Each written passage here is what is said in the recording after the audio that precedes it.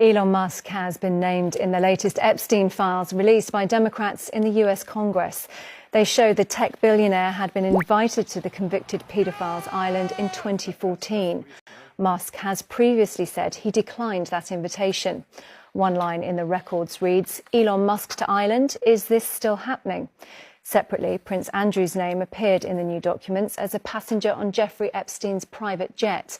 The Duke of York has previously strenuously denied any wrongdoing.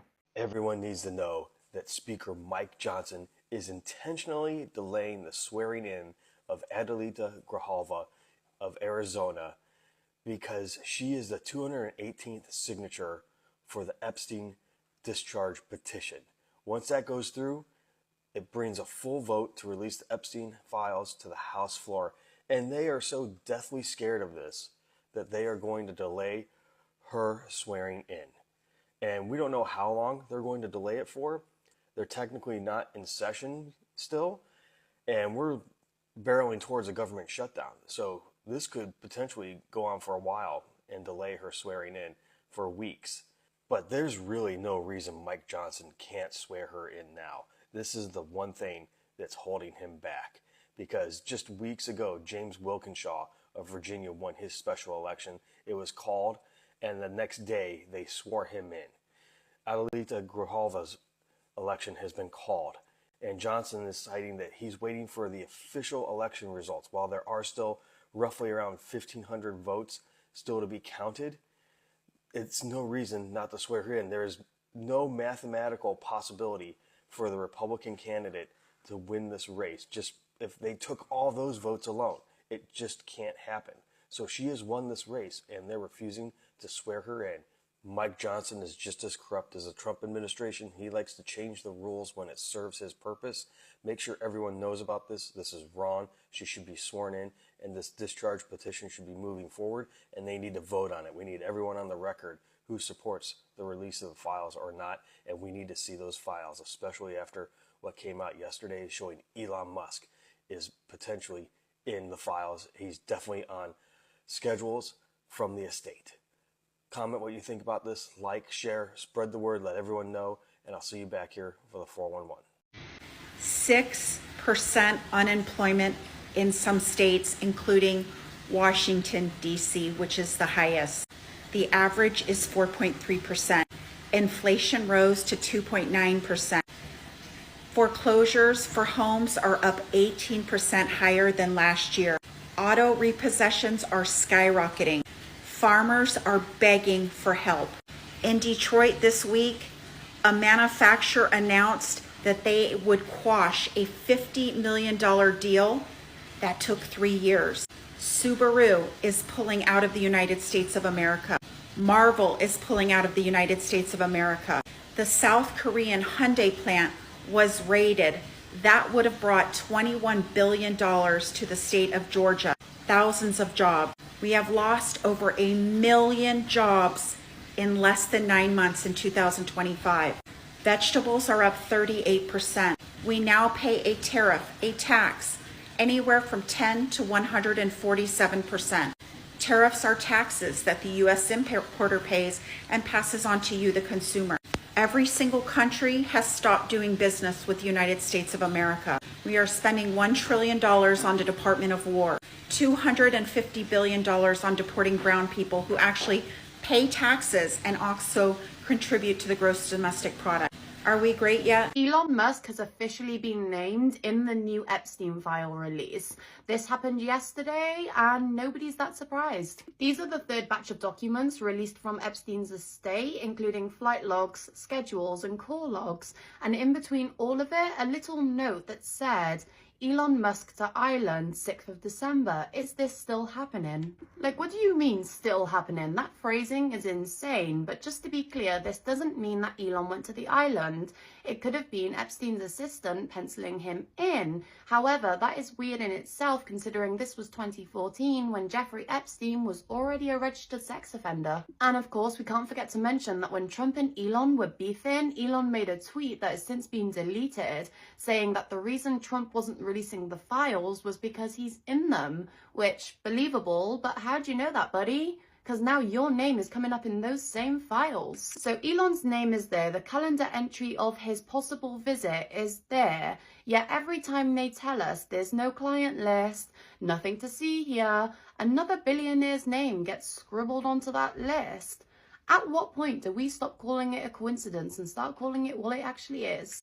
Remember those Epstein files that don't exist? Well, apparently we just got another drop of Epstein files, unfortunately for us. House Oversight Democrats were the ones who actually released this batch. And since Donald Trump and Kash Patel and all of them have now been saying that it's a Democrat hoax, it doesn't really help that Democrats have released this, and the only names they released are people that are affiliated with the right. Let's go over what the House Oversight Democrats said in their press release. Today, Democrats on the Committee on Oversight and Government Reform released partial records from the third batch of documents, partial records, because they didn't want to release the ones with Democrats' names. That's fine. I mean, however we get the files. So if the Democrats just release all the Republicans' names and the Republicans release all the Democrats' names, fine, so be it. At least we'll get them. The documents produced to the public include mentions of possible contact between Jeffrey Epstein and prominent figures like Elon Musk, Peter Thiel, Steve Bannon, and Prince Andrew. Within documents of Epstein's schedule, there's evidence that Thiel and Bannon had scheduled meetings with Epstein, as well as evidence of pending trip by Elon Musk to Epstein's island.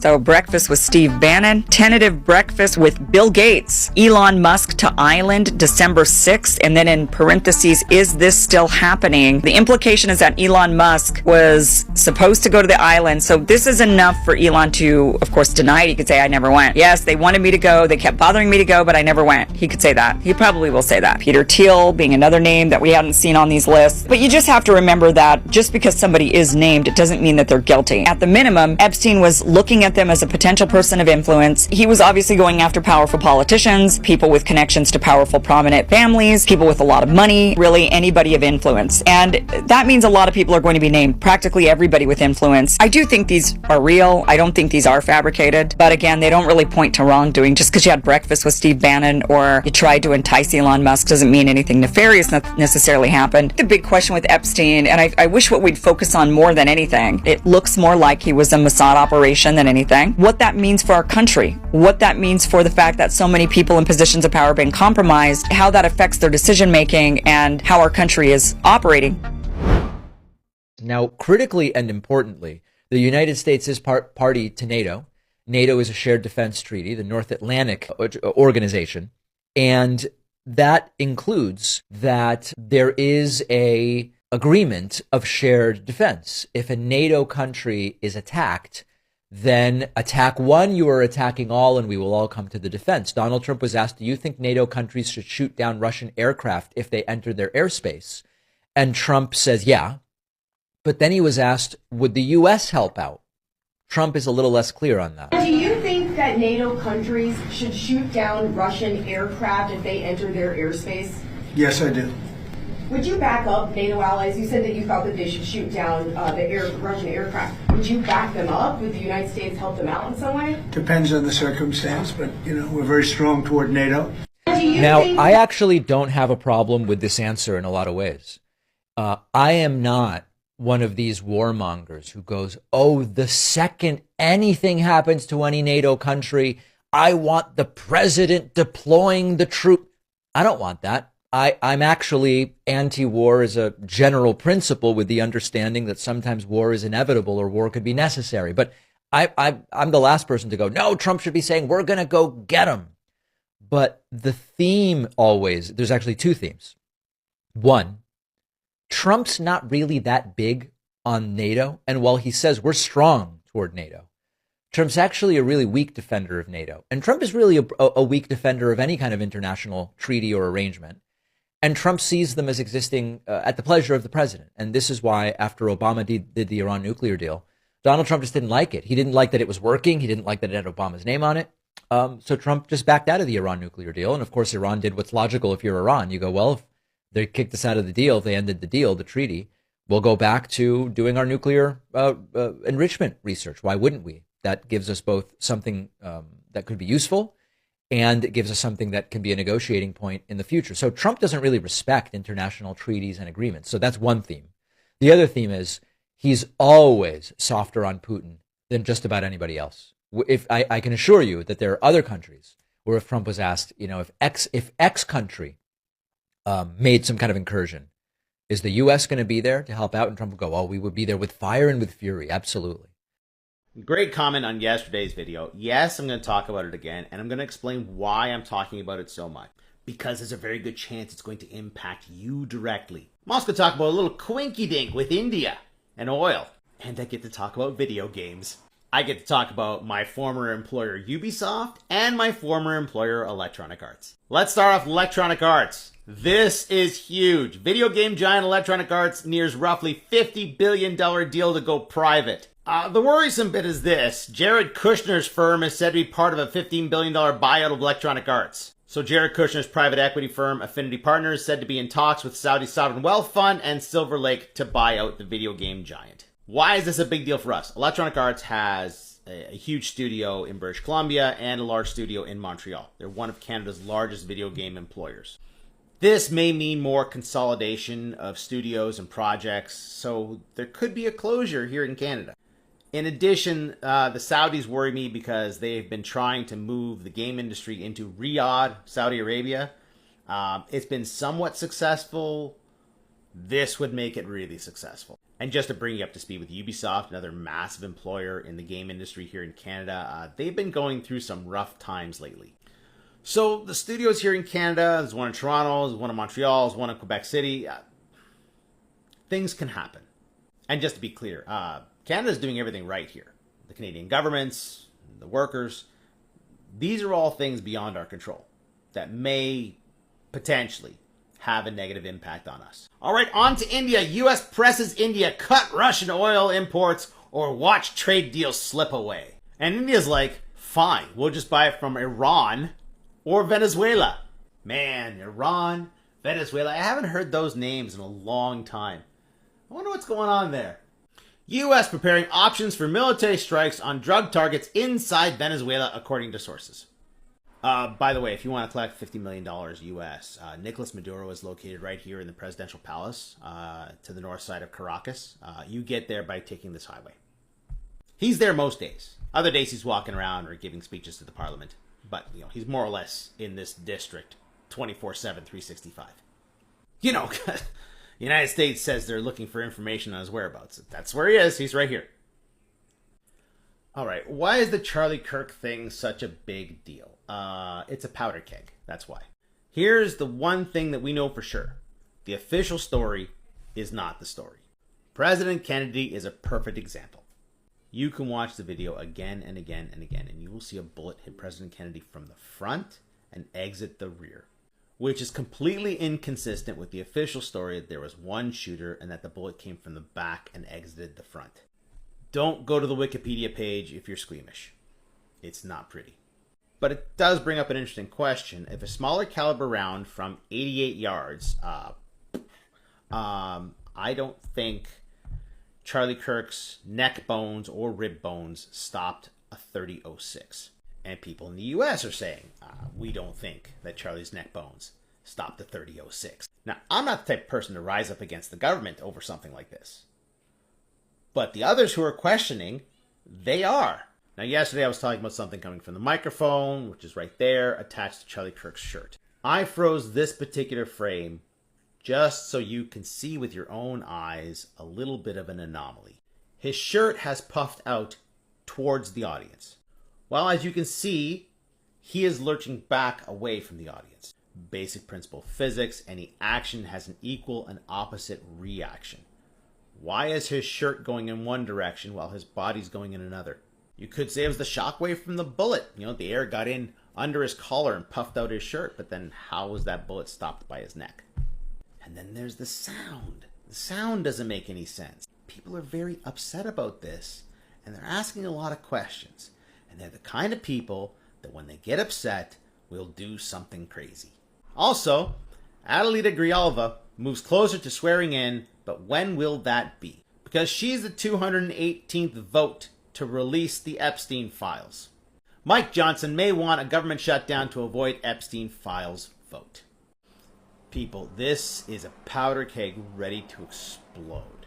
Society in the world's largest, most dynamic economy is on the brink of chaos. This story won't go away.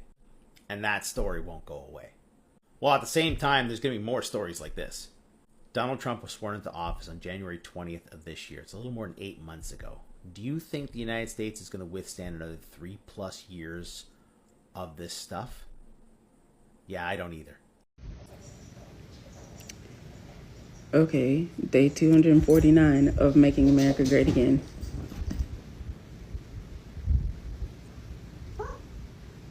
What? The cat judging me.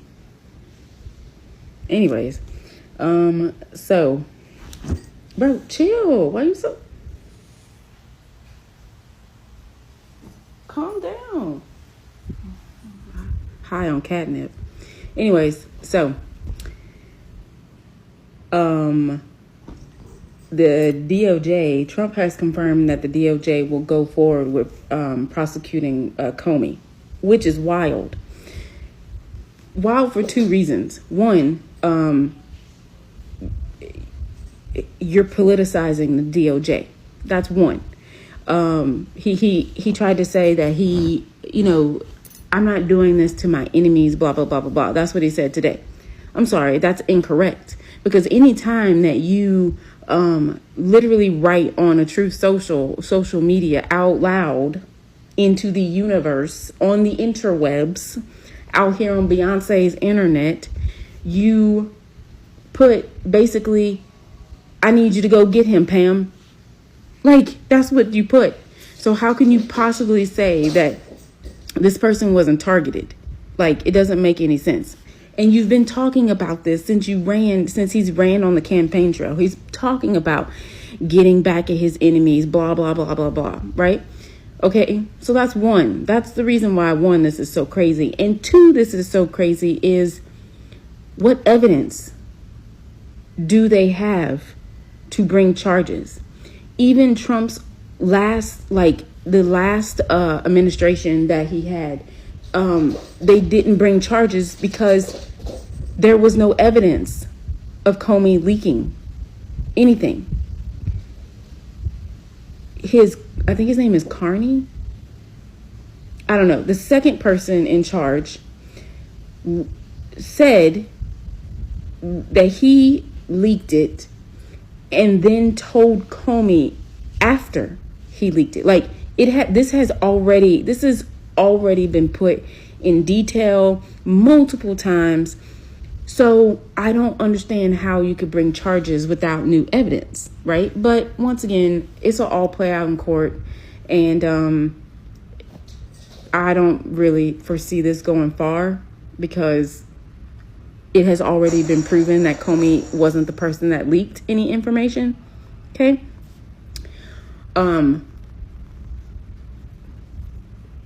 Look, Pete Hegseth called all those generals up to give them some ethos warrior talk, which is crazy. Hold on, there's a kid knocking at my door. Okay. Yeah, just to talk about the ethos warrior, the warrior ethos. What are we yapping about? Like,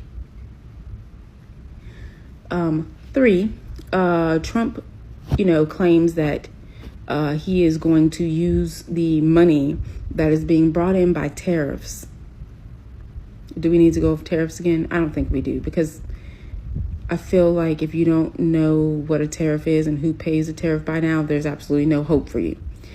So the soybean farmers, right? They are losing. They have so many soybeans because China normally buys the soybeans. But guess what? With the tariff, China's like, I ain't buying nothing. So all these soybeans are just basically going to be sitting there.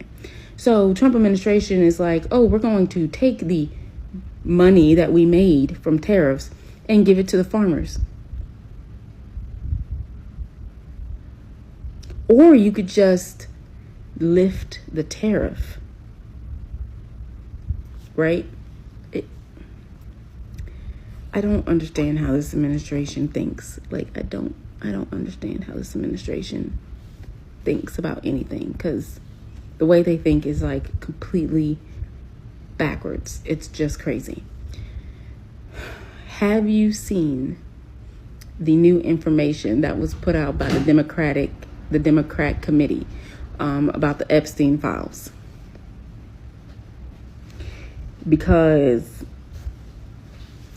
Elon Musk's name is in the files that they just put out, and it basically, allegedly, because I don't have money like that, allegedly Elon was on the plane to the island.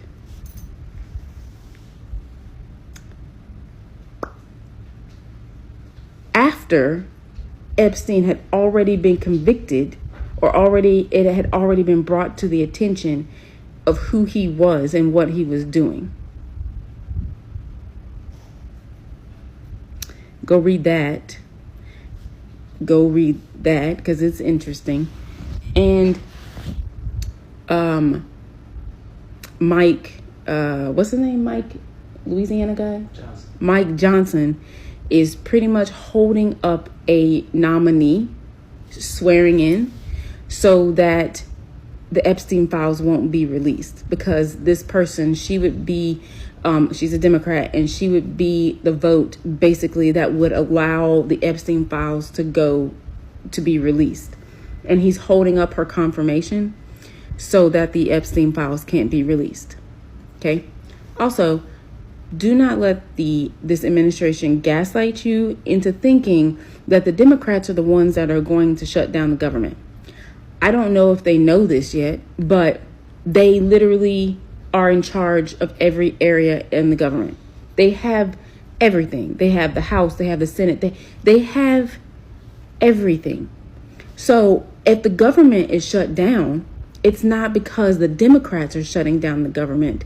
It's because some Republicans have decided to vote with the Democrats. But they just like to throw it out there that it's the Democrats who are doing it. They are a majority. Republicans are the majority. There should be nothing that they cannot get through. Okay?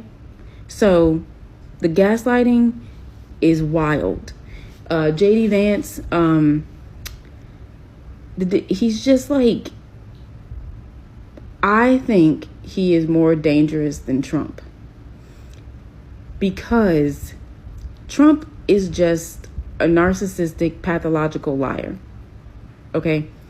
He just lies to lie. But JD Vance knows what he's saying isn't true, and he still gets up there and says the craziest lies. For instance, since the shooting at the ICE holding station, or whatever it's called, he got up there immediately. I mean, it wasn't even an investigation yet, and he got up there and started talking about how the right aren't the problem, and that it's more of the left-leaning people who do most of the political crimes and shooting people and stuff like that. After they took down the statistics that clearly says that political violence is a right-wing thing. 70% of political violence is done on the right. But they took that down off the government website because they don't want you to see that. And he stood up there and basically blamed Biden. He blamed the Democrats. He blamed the rhetoric of the Democrats. Meanwhile, we got Donald saying he hates his enemies and he doesn't want them to succeed. And he's trying to prosecute all his political enemies. And you got people on Fox News who are constantly calling for people to be, shot and all kinds of stuff. You got Laura Loomer, who was calling Jasmine Crockett a ghetto biatch. Like, meanwhile, it's the Democrats' problem. It's the Democrats that are doing it all. Make it make sense. This is the Brownstone Center news update for Saturday.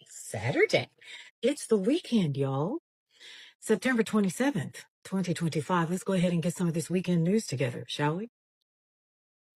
Google's artificial intelligence lab DeepMind has introduced 2 new versions of its Gemini robotics model that promises to improve reasoning in robots and enable them to perform more real-world tasks.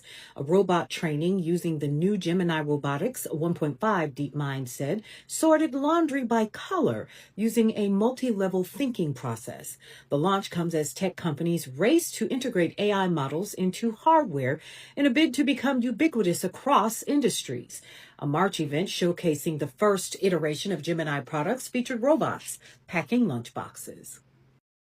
The superintendent of Des Moines Public Schools, Iowa's largest school district, was detained Friday morning by immigration agents, according to the Department of Homeland Security, which said the educator was in the country illegally and had existing weapons possession charges. Superintendent Ian Roberts, an educator with decades of experience who previously competed as an Olympic athlete for Guyana, was arrested as part of a targeted enforcement operation and fled after U.S. Immigration and Customs enforcement officers approached him, according to statements from DHS and the Iowa Department of Public Safety.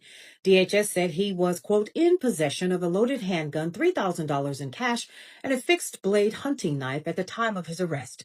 It's a violation of federal law to own a firearm and ammunition if an individual doesn't have legal status in the U.S. According to news sources, including CNN, his attorney is working on all of this. Defense Secretary Pete Hegseth has decided that soldiers who received the Medal of Honor for helping gun down hundreds of Lakota Indians at the 1890 Wounded Knee Massacre will be allowed to keep the military's highest decoration.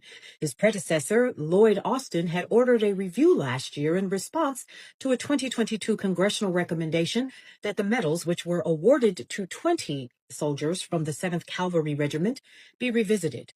We're making clear without hesitation that the soldiers who fought in the Battle of Wounded Knee in 1890 will keep their medals, and we're making it clear they deserve those medals, he said in a video posted to social media. The FBI has fired agents who were photographed kneeling during the racial justice protest in Washington that followed the 2020 death of George Floyd at the hands of Minneapolis police officers. 3 people familiar with the matter said yesterday.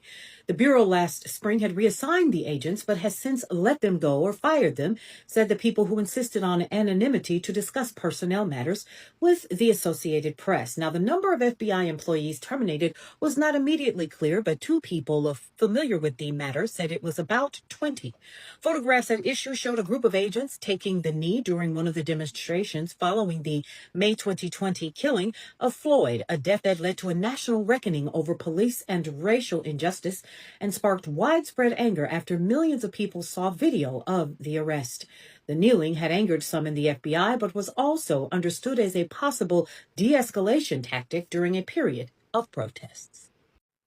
Israeli strikes and gunfire killed at least 44 people across Gaza, health officials said this morning, as international pressure grows for a ceasefire, but Israel's leader remains defiant about continuing the war. Among the dead were 9 from the same family in a house in the Nuseirat refugee camp, according to staff at Al Auda Hospital, where the bodies were brought. 5 others were killed when a strike hit a tent for the displaced, according to Nasser Hospital, which receives the dead. Israel's army said they were not aware of anyone being killed by gunfire Saturday in southern Gaza and didn't provide immediate comment about the airstrikes.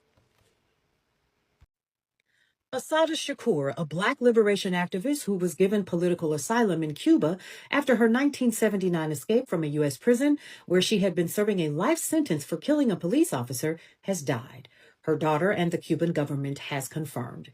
Shakur, who went by Joanne Deborah Chesimard before changing her name, died Thursday in the capital city of Havana due to health conditions and advanced age, Cuba's Ministry of Foreign Affairs said in a statement. Shakur's daughter, Kikuya Shakur, confirmed her mother's death in a Facebook post.